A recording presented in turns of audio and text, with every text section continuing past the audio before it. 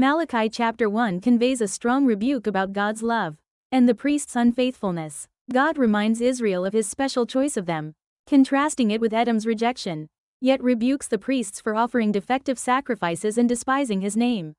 This dishonor is a grave sin, as God declares. He deserves praise and worship from all nations.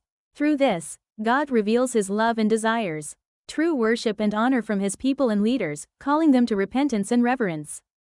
Malachi chapter 2 sternly rebukes the priests for breaking the covenant of Levi and leading Israel astray. God condemns the priests for failing to uphold their sacred duty and for tarnishing his glory.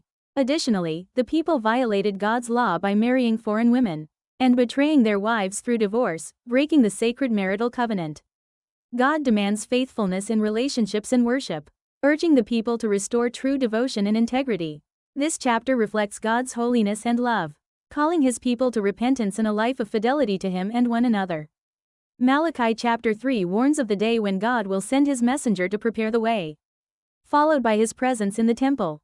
God's refining fire will purify the Levites and his people, enabling them to offer righteous sacrifices.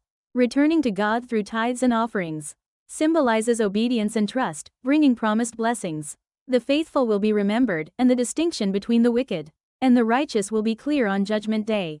This chapter underscores God's justice and mercy, emphasizing the call for true repentance and devotion.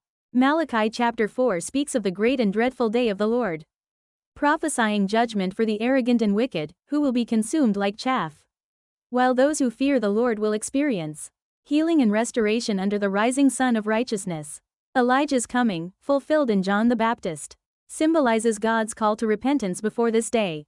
This chapter reflects God's dual nature of justice and mercy, as he judges evil and extends hope and healing to those walking in faith and obedience.